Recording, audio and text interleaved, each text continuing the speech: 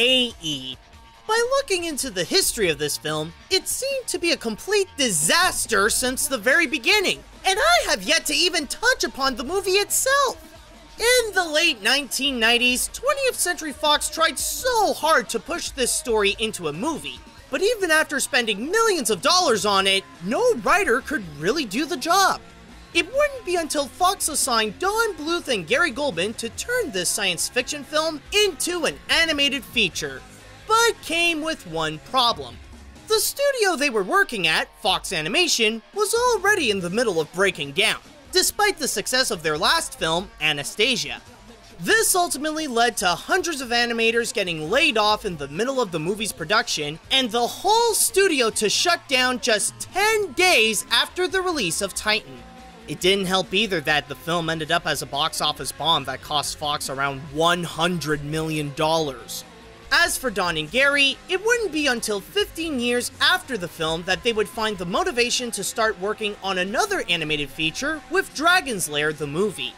But now that it's time to take a look at Fox Animation's last project before it left us, will it present an adventure bigger than any other planet? Or should we blow this film up like what the Dredge did to Earth?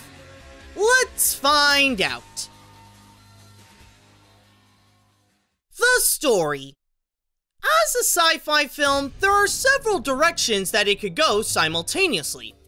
While a journey can be crafted as the main plot, the movie can also develop the universe that it's set in and introduce audiences to all the different types of aliens and who they can be as individuals. In this one, however, it's a little more preoccupied into telling the story of Kale and the crew he would join in order to go and save the human race. Sounds fine, but the only problem is that this is not a good story to tell. The issue with the plot is that it's reusing the same old story of characters needing to go from point A to point B in order to save the human race, sprinkled with some other cliches like the main character is a nobody that's actually the chosen one, the most important relic of the feature is a map owned by that main character, a group of rebels that are out to save the day, and more. It ends up making the film rather predictable, and it would feel like it's just recycling material from other successful sci-fi stories. And yet, it fails to adapt its own because it doesn't even bother with the other elements. It's so focused on the journey of saving the human race that it forgot to get into exploring new environments and meeting new aliens. It's absolutely the type of plot that would need to do that, but the only time it does so is in the planet Sesharim, and that's it. Wait, no, stop. I think they are the Gowl. It's too bad as well, because if it had more scenes like that, then the movie would have been more interesting and would have a lot more to offer in terms of creativity instead of always asking, how close is Kale to the Titan? I know that this movie would try to spice things up by adding in its own twists and turns, but they feel more like filler in order to make this feature length and add more of the repetitive action scenes. Well, I mean, they do look cool at first, but then all the gun shooting moments start to look the same. While it tries to be a sci-fi story and it sounds like a sci-fi story, it's just that it's not a good sci-fi story. The animation. As I've said before, Fox Animation was deteriorating during the production of Titan AE, and several artists had to be laid off in the middle of it. So in order to fill the gap to complete the animation, several other studios stepped in to put their new CGI technology into use, like Blue Sky Studios. As a result, this movie is an animated hybrid of hand-drawn and computer animation, which the result is not great. Don't get me wrong, a lot of it is well done, it's just when the two mediums have to work together. Here's the thing, we have a cast of 2D characters running around in a 3D environment. The only time that the 3D would seem like it would try to cooperate with the 2D is when the characters would wear something to go out in space. And even at that, they still look like someone put in a cardboard cutout in a spacesuit. Hey, man! Wait. Chowden. Hey, it's me, it's Kale. Alright, I'm not with those losers. Humans. Wait. As for everything else that's 3D animated, like the spaceships, the backgrounds, and the Dredge, they would have a nice design, but their style feel like they belong in another movie. It doesn't help either that this is a film from the year 2000, so it can happen when the computer animation could either look amazing or amazingly dated. But that's enough with the 3D components, let's move on into the 2D stuff. I mean, you can't go wrong with that when Don Bluth and Gary Goldman are in charge, right? Well, for the most part, it looks good. The designs have a more realistic tone on the humans and have a creative display of aliens featured, on top of some smooth and well-handled character animation. I will admit, however, that it might have some coloring and lighting issues that don't really do the drawings justice, but then again, the animators only had to work with the materials that they had. The animation can have a lot of blending problems with the different mediums, but at least most of it is solid work. The characters. With the type of sci-fi film that this movie wanted to be, it would require to have strong characters for audiences to root for along their journey. This does not have that. What the movie has instead is a cast of generic tropes you'd normally find in your typical sci-fi story. What's worse is that it doesn't even take the effort to make the characters likable, and there's no better proof than with Kale. Sure, the movie tries to make him a bit sympathetic with his backstory of losing his planet and his father, but he mostly acts like an arrogant prick, thinking that he doesn't need help from anyone, acts like a hotshot but is actually a loser, and the kind of person that thinks that he can always talk his way out of situations.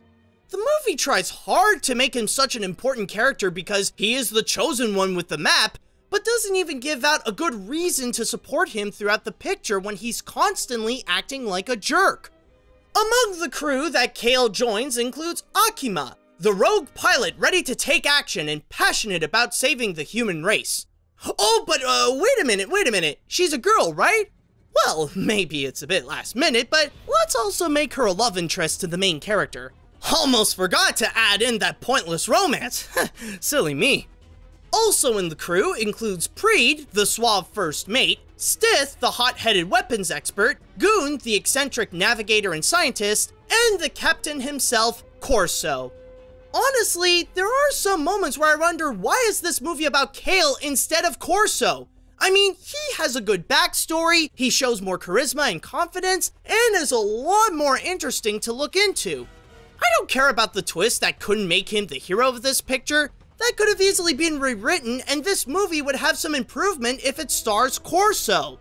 Oh. Okay. I think he called you morons. And then there are the Dredge, the villains of the movie that want to eradicate the human race. Why? Well, I think the movie tried to answer that question, but gave up halfway through. Maybe there are some ways to improve upon the characters, but for the most part, they are a generic lost cause.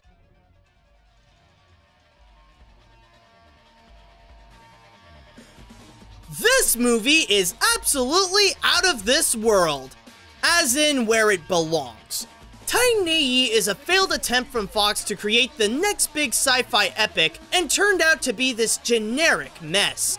From the lazy writing that copies material from other sci-fi works, a cheaply made story, some dated computer animation, and forgettably unlikable characters, it leaves audiences with little substance and more the feeling like this is one of the weaker Don Bluth films. Thankfully, there was some effort put into the animation that does keep it away from becoming something horrible, so all hope is not lost for this film. The only people that would be willing to watch this would be sci-fi and Don Bluth geeks that are curious to boldly go where few have gone before. However, there is one movie I'd recommend to go see instead of this one, and that is Guardians of the Galaxy. It may have a different narrative, but for the most part, it's like if Titan AE was a good movie. But with this one, it may not be a bomb like how it did at the box office, but it sure does feel like a flop.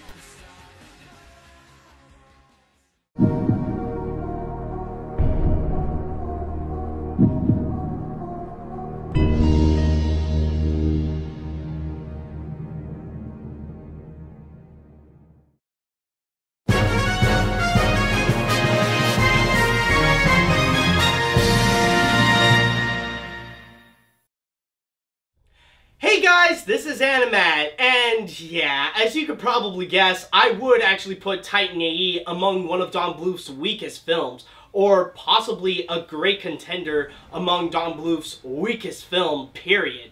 But you know what's actually very interesting about it, though? Is that I wouldn't really blame anyone in the creative front to really blame them for how Titan AE ended up becoming so weak and stuff like that. Like, I wouldn't blame any of the artists and animators who worked on the animation. I don't blame Don Bluth or Gary Goldman. I wouldn't even blame the writers. Honestly, if there is anybody to blame for how Titan AE became such a disaster, both as a movie and at the box office, really, it's all because of Fox and then CEO Bill Mechanic. For some reason, they truly did believe that they were sitting on a gold mine with Titan AE, and they truly do believe that this would be like the next Star Wars or something. And you probably heard me say this at the beginning of the video, but it really is the kind of film that they tried so hard pushing, and many have tried and failed to really execute this idea, but they don't really know how. And honestly, the decision of trying to give it to Don Bluth and Gary Goldman, maybe it wasn't necessarily the best, because they have stated that they're not really sci-fi guys. And I mean, yeah, it is kind of weird saying that, considering that we are talking about the same people that actually did make Space Ace. But yeah, it's not really their forte, per se. Like, I mean, sure, with Space Ace, it is kind of a sci-fi project as well, but it's very basic sci-fi. But with this one, with Titan AE, like, this is a project that's meant to really be taken seriously. Again, they really want to make this to become the next Star Wars or the next Battleship, or not, I was about to say Battleship Earth. Derp. Sorry, I mean, like, Starship Troopers or Star Trek, or, like, be the next big sci-fi thing. But the truth is, nobody can really take this idea and make it the big epic that Fox was hoping for. I know the old saying goes that there's no such thing as a bad idea, but in this case right over here, considering that there are many talented people that tried and failed to execute this idea, maybe it really is the idea itself that was the problem.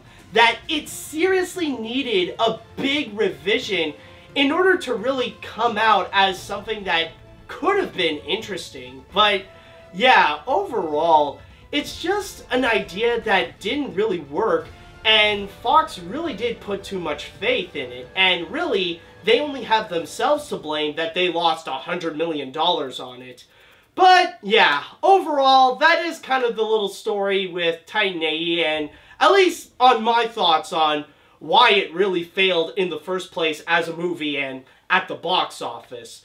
So yeah, with all that said and done, it is now time that we shall go and move on to a Patreon request. Yes, and this time right over here, we are actually going to be getting a request coming from Thomas Richardson. So I just want to start things off right now by saying that if you guys would like to go ahead and support my work and get some awesome rewards at the same time, including but not limited to seeing my videos before anybody else, then all you have to do is go to patreon.com/animat. However, at the same time, if you guys would like to suggest an animated film you would like me to review and I would put onto the animation hat, then all you have to do is write me an email at animatsreviews@gmail.com. So, with all that said, what is it that Thomas suggested me to do? What is it the movie that Thomas would like me to go ahead and look upon? Well, interestingly enough, I guess Thomas wanted me to take a break from the little pattern that I'm going through, because lately I have seen a lot of sci-fi films, but now it's time to go into a completely different direction. So, if I may ask you guys, how does a Western film sound to you?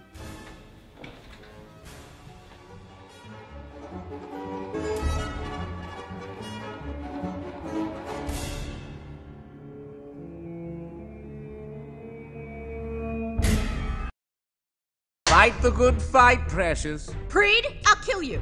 Okay? I will kill you.